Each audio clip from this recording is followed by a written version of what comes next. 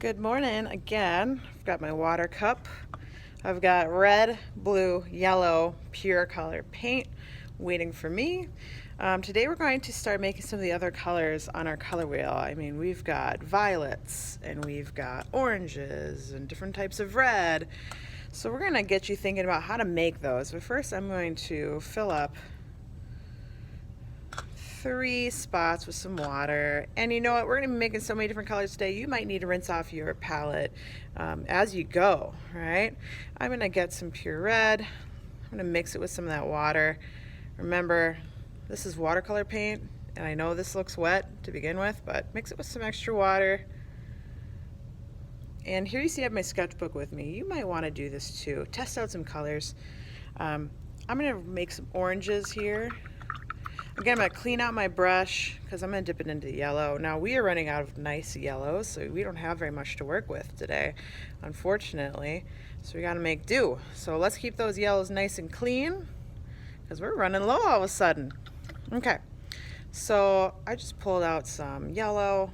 Got some red here. I didn't mix this with water. I just took a little bit of it. I think it'll be okay, but I can test my colors on my sketchbook. So I'm going to think about the oranges. I've got red, orange, yellow, orange, and then just a solid orange. When you're making a red orange, I want you to think about a really, really, really red, heavy orange. Okay, it is heavy on the red. The red part comes first, and light on the yellow. It's just very, very red orange. Now that's looking pretty soft, right? I might add a little bit more pure red to this. That's looking a bit better. Now, yellow is a really weak color, and you're going to find that it's hard to make it show up. I rinsed off my brush. I'm going to dip it into this. I'm going to add some of that right to it. If you're finding that it takes a while to get to look orange, like me, that's okay. That's pretty normal. Now, here it looks pretty orange. I could fill that in the orange spot since I made orange right here. I might as well use it, right? So I'll use that. I'll paint it in the orange spot.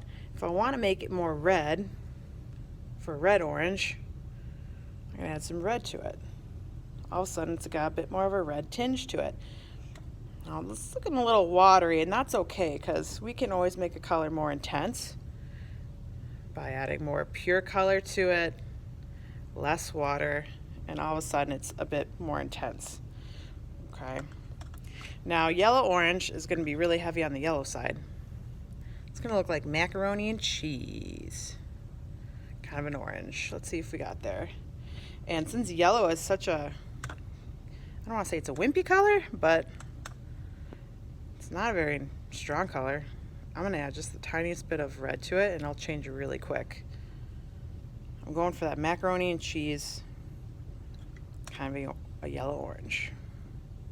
A little bit more yellow to that. That's getting there. Okay, now be careful with this one. It's a little bit tricky. So those are the oranges. You're going to have to experiment. Like I said, I would have your sketchbook out so you can test some colors.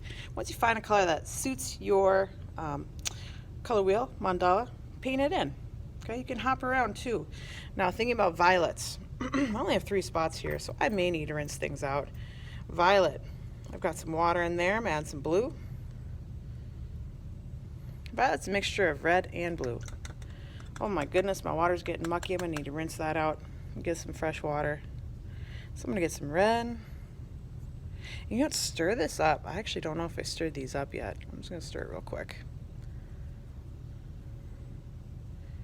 I'm making a mess. I'd have to wipe that up. Okay, so I've got some red here.